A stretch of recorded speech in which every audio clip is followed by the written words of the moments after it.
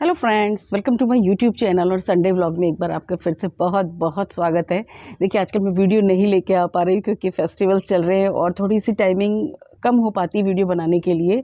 तो दीपावली के बाद मैं फिर से रेगुलर जो है शुरू करूँगी, लेकिन संडे व्लॉग आप ज़रूर देखिए। जितनी भी मेरे काम होते हैं मैं उनको संडे व्लॉग में पूरी कोशिश करती हूँ शेयर करने की। देखिए, ऐसा नहीं कि मेरे टेरेस पर काम नहीं चल रहा है, काम बहुत ज़ोर शोर से चल रहा है, क्योंकि जैसे कि मैंने बताया कि बहुत ही एकदम टाइमिंग होती है कि आपको विंटर के जो फ्लावर्स होते हैं, सीड्स ग्रो करने का टाइम होता है, या अपने प्लांट्स को फर्टिलाइज़र वगैरह देने होते हैं, वो सारे काम करने होते हैं।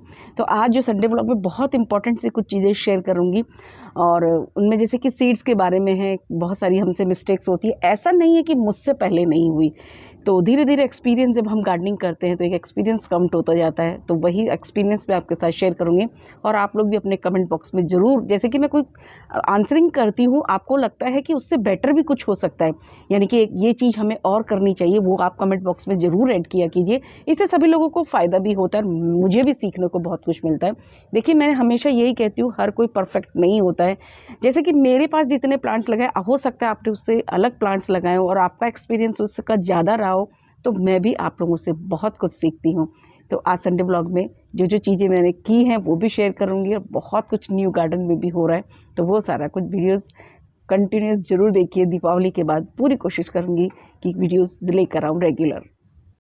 देखिए फ्रेंड्स, एक चीज़ मैं शेयर करती हूँ कि जैसे कि पहले क्या होता था कि बहुत साल 5-6 साल पहले की बात करें, मैं सीड्स कई बार लगाती थी, और उसके बाद क्या होता था कि वो सीड्स ख़राब हो जाते थे ना, कि डैमेज हो जाता था। तो उसका रीज़न शेयर करूँगी। सीड्स का, जैसे कि आपने सीड लगा दिया, अच्छी क्वालिटी का सीड्स भी लेके आए, सब कुछ आपने किया और लगाया भी, फ्रेश सीड भी लगाया, बट उसके बाद मर जाते हैं। तो उसका एक रीज़न है, उसमें फंगस लग जाती है।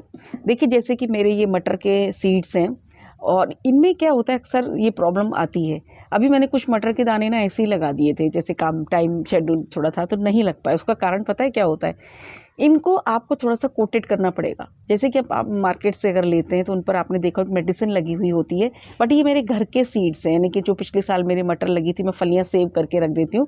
तो कुछ नहीं करना है, एक तो पानी में भिगो दीजिए, 3 से 4 घंटे में सोक होके देखिए, इसका दाना काफ़ी अच्छे से भीग गया है। अब लेकिन अगर हम इसे इसी तरीके से लगा देते हैं ना, तो क्या होता है, जो हमारी मिट्टी हो गई ना, वो जैसे धीरे-धीरे पुरानी होती है। जैसे गार्डनिंग अब काफ़ी टाइम से कर रहे हैं, तो स्नेल्स आपने देखा होगा कि स्नेल्स आ जाते हैं।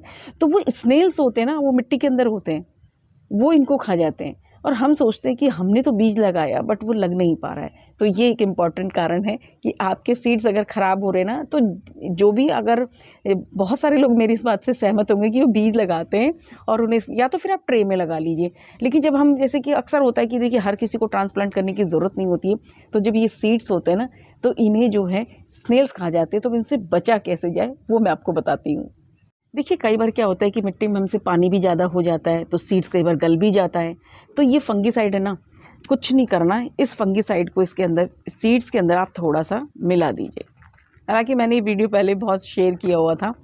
तो इसके अंदर जब आप मिला देंगे ना, तो एक कोटिंग हो जाएगी इसके ऊपर, सीड्स के ऊपर। एक तो स्नेल्स इन्हें नहीं खाएँगे, उससे बच गया। और अगर फंगस भी लग गई ना, कई बार क्या होता है, मटर की जो होती है ना, फंगस बहुत जल्दी लगती है, तो वो बच जाएगा। तो ये एक तरीका है कि फंगीसाइड लगाकर आप अपने लगाइए। और दूसरा, कि जैसे कि कोई सीड है, उसे कितना, जैसे हम कई बार होता है बहुत गहरा दबा देते हैं, तब भी वो ग्रो नहीं हो पाता। तो सीड के साइज़ के हिसाब से उसे दबाना, जैसे मटर का दाना ना, आप इतना इसको दबाएँगे ना, जल्दी जर्मिनेट हो जाएगा। तो इसी तरीके से एक पालक का भी आपके साथ शेयर करती हूँ। मैं जब भी पालक बहुत सालों से लगा रही हूँ, और मेरे 100% जर्मिनेशन होता है, एक भी सीड खराब नहीं होता। सीड तो आपको फ्रेश लेना ही होगा, ये फर्स्ट रिक्वायरमेंट है। देखिए, इस तरीके से पानी के अंदर मैं इन्हें जो है सोक कर देती हूँ। पानी के अंदर सोक करने से क्या होता है, जो खराब बीज होते हैं ना, ऊपर तैर जाएंगे, वो बीज एक तरह से खराब होते हैं, यानी कि वो नहीं जर्मिनेट होगा। दूसरा, इसको आप 24 आवर्स, यानी कि इस सीड्स को, पालक के सीड्स को आपको लगाना है, तो आपको 24 आवर्स के लिए इसे पानी में सोक कर दीजिए।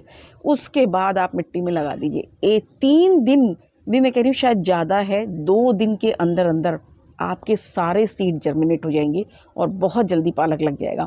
तो ये पालक उगाने का ना मेरा सीक्रेट है। इसे आप इस तरीके से, एक बार मेरे तरीके से आप पालक लगा कर देखिए, फिर मुझे बताइएगा कि आपके पालक लगे या नहीं लगे। अब जैसे कि मान के चलिए, अभी तो मौसम ठीक है, तो 24 आवर्स सफिशिएंट है। देखिए, हालांकि मैंने पालक बहुत सारा ग्रो किया, कुछ और भी मुझे थोड़ा सा ग्रो करना था, इसलिए मैंने इसे थोड़ा सा भिगो के रखा हुआ है। अगर आपको विंटर आ गई, यानी कि आप इसे दिसंबर में लगाना चाहते हैं, तब इसे आप 48 आवर्स कर दीजिए।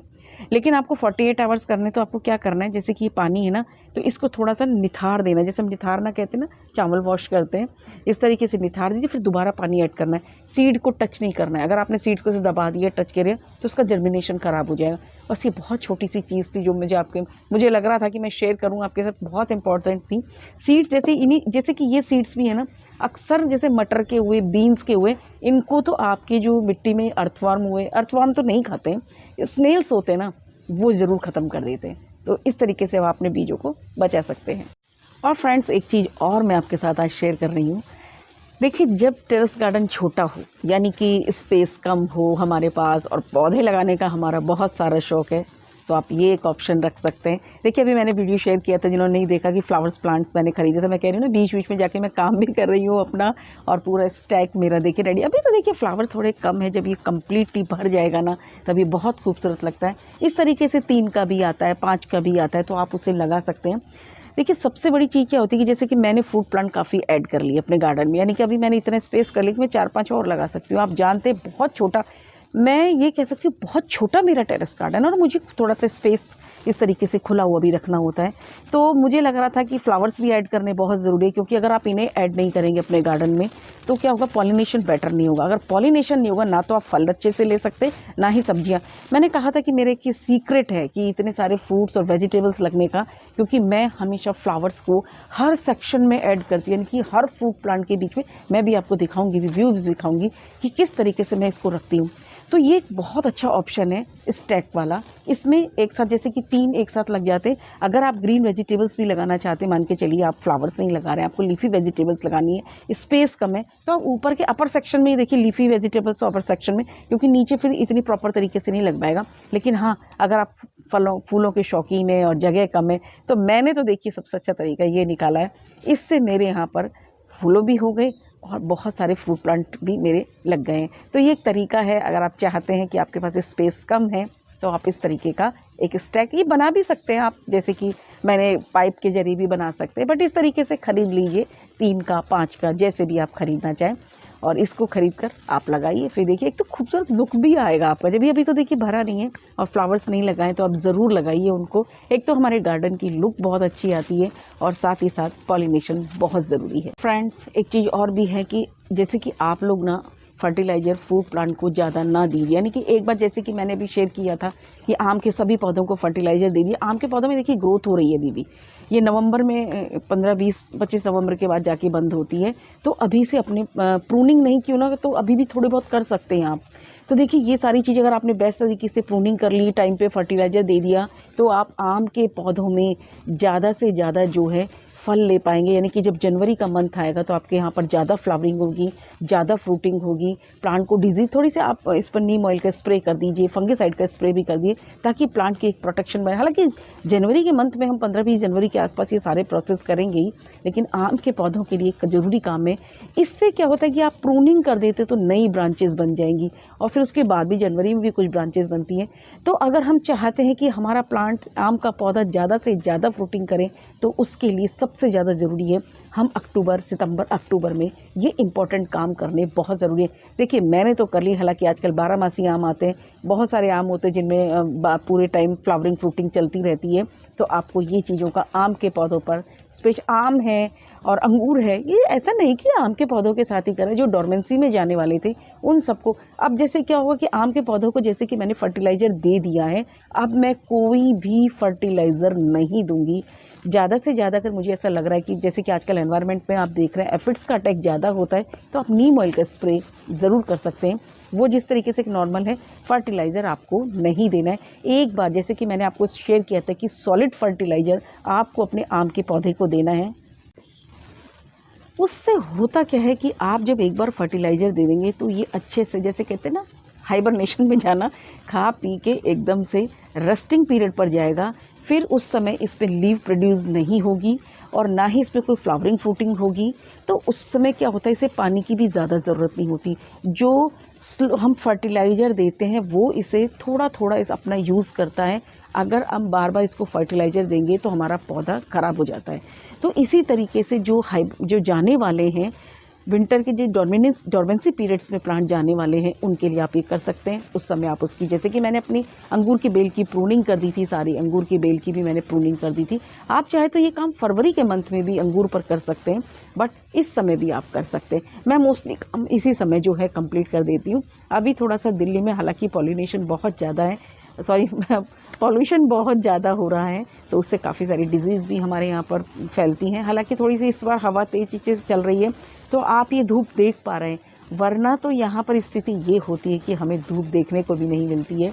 तो चलिए मैं अब एक बार आपको अपने गार्डन का टूर कराती हूँ कि कौन कौन से मैंने एडजस्टमेंट भी थोड़ा सा चेंज किया है। जैसे कि मैं कहती हूँ कि जब गार्डन छोटा होता है तो बहुत सारे प्रोसेस हमें करने पड़ते हैं, तो थोड़ा सा काफ़ी कुछ अभी थोड़ा फैला हुआ है। आजकल टेरेस पर गंदगी बहुत ज़्यादा हो जाती है क्योंकि बहुत तेज़ हवा चल रही है, हालांकि क्लीनिंग का काम चलता रहता है। तो चलिए अब एक बार आपको अपने सारे प्लांट्स दिखाती हूँ किस तरीके से उनमें चल रहा है। ये देखिए फ्रेंड्स, यहाँ से मैंने कुछ प्लांट्स ना, इस बार मैंने नींबू के कुछ पौधे यहाँ से हटाए हैं। मोस्टली अक्सर ये हो जाता था कि यहाँ पर इतनी विंड और बारिश की वजह से मेरे सीड्स भी थोड़े प्लांट्स ख़राब होते थे, और यहाँ पर कुछ थोड़ा सा मैंने चेंज किया है और वहाँ पर मैंने थोड़ी सी शिफ्टिंग कर दी है। जैसे कि मैंने आपके साथ शेयर किया कि हर प्लांट सेक्शन के बीच में इस तरीके से मैं फ्लावर्स को ऐड करती हूँ। और ये देखिए मेरे आम में बहार, ज़रूर लगाइए, ऑल टाइम मैंगो की वैरायटी है ये। इस तरीके से देखिए थोड़ा सा हमारे टेरेस पर आजकल ना काम वाम चलता रहता है, आजकल फेस्टिवल है। देखिए अमरूद का साइज़ काफ़ी अच्छा हो गया इस समय, देखिए दोनों ही प्लांट्स पर। और ग्रेप वाइन अभी देखिए इसके पत्ते नहीं झड़े, दिसंबर में होता है, ऐसा भी इसमें डॉर्मेंसी इतनी नहीं आती। और हमारे नींबू की ग्रोथ बहुत अच्छे से हो रही है, अब फ्रूट भी इसमें आने लगे हैं। तो अब मैं इसको देखिए थोड़ा बड़ा हो गया है, पुराना हो गया पौधा, तो अब इसमें लेने में कोई ऐसी दिक्कत नहीं है। ये देखिए फ्रेंड्स, इस तरीके से मेरा स्टैक जो है ये रेडी हुआ है, यानी कि अभी इसमें फ्लावर्स आ रहे हैं। पिटूनिया लगाइए, बट ये देखिए अभी इस तरीके से मैंने इसको लगा दिए कुछ प्लांट्स इसके अंदर। जब ये भर जाएगा ना तो बहुत खूबसूरत लगेगा। देखिए 9 गमले इतने से स्पेस पे ही आ गया है, और ऑरेंजेस का साइज़ अब बड़ा होने लगा है। देखिए वही चीज़ जो मैं आज फिर से रिपीट भी कर रही हूँ कि नर्सरी वाला कौन सा पौधा हमें भेज देते हैं वो तो पता ही नहीं चलेगा, बाद में पता चलेगा जब हमारे यहाँ पर फ्रूटिंग होगी। आज मैं आपको अपने, देखिए मेरे टेरेस गार्डन पर ये मक्खियाँ आने लगी हैं, ये ख़तरनाक है हमारे फ्रूट्स के लिए। एग ले करती हैं ये, आप वेजिटेबल्स लगाते हैं और मुझे थोड़ी सी टाइमिंग नहीं मिल रही, मुझे ऑर्डर करना है उसको जो फ्रूट ट्रैप होता है। ये देखिए।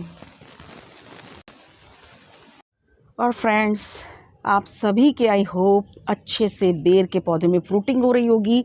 तो फ्रूटिंग हो रही है तो पानी का भी ध्यान रखिए, बिल्कुल पानी सूखने नहीं पाए।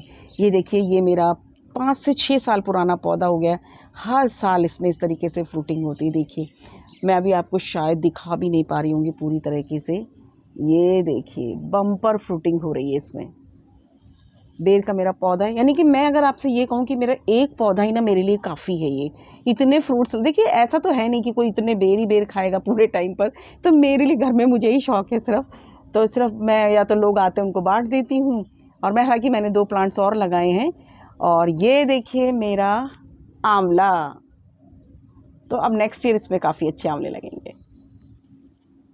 और फ्रेंड्स मैं काफ़ी प्रूनिंग कर भी रही हूँ बीच बीच, फिर वही जंगल लुक हो जाता है। और देखिए आम के पौधे में इस समय काफ़ी अच्छी जो है इसमें फ्लावरिंग हो रही है। देखिए बेर का जो मैंने नया पौधा लगाया ना, इसमें भी हालांकि थोड़े से फ्रूट सेट हुए हैं बट उतने नहीं हुए।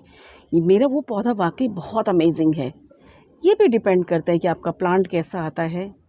ये देखिए इसमें आए हैं, ऐसा नहीं है, फ्रूट्स लगे हैं इसके अंदर।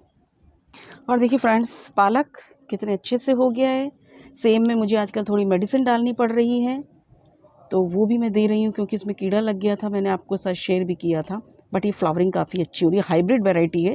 देखिए ज़्यादा बड़ा भी नहीं होता पौधा और इसमें फल ज़्यादा आते हैं। और फ्रेंड्स ये सब कुछ मैंने आपके साथ शेयर किया। आप लोग भी मुझे कमेंट बॉक्स में ज़रूर लिखिए कि आप लोग क्या क्या अपने टेरेस गार्डन पर कर रहे हैं। देखिए मुझे ना बर्ड्स का बहुत ज़्यादा शौक़ है, मैं अपने टेरेस गार्डन पर चाहती भी हूँ कि इनके बर्ड्स के जो नेस्ट होते हैं आप ज़रूर लगाइए। बट थोड़ा सा मुझे डर लगता है क्योंकि मेरे यहाँ पर ना बिल्लियाँ बहुत आती हैं, यानी कि सोसाइटी में बहुत ज़्यादा है। तो अगर मैं उनके हाउसेज़ यहाँ पर लगाती हूँ प्लांट्स के, तो मुझे थोड़ा डर लगता है कि वो उनको मार नहीं दे। तो यही एक थोड़ा सा रीज़न है। अगर आप लोग लगा सकते हैं तो आप ज़रूर लगाइए। और बर्ड्स का, अगर ये सब चीज़ें हमारे गार्डन में अगर आती हैं ना एक तो बहुत अच्छी रौनक से हमारे गार्डन में रहती है, इसलिए मैंने ना थोड़ी सी आर्टिफिशियल जो बर्ड्स होती हैं वो लिए, और मैं नेक्स्ट आपको कभी शेयर करूँगी, उनको लगाऊँगी तब। और कोशिश मैं पूरी करना चाहती हूँ कि मैं उनको लगाऊँ, बट थोड़ा सा डर जो है मेरे अंदर से लगता है कि नहीं बिल्ली कहीं उन्हें मार नहीं दे वो कभी यहाँ। हालांकि हमारे यहाँ पर छोटी हमिंग बर्ड्स आने लगी हैं आजकल टेरेस गार्डन पर। और यही सब कुछ आज के संडे व्लॉग में। वीडियोस पसंद आए तो प्लीज़ लाइक शेयर सब्सक्राइब जरूर कीजिए और ज़्यादा से ज़्यादा शेयर कीजिए। Thank you.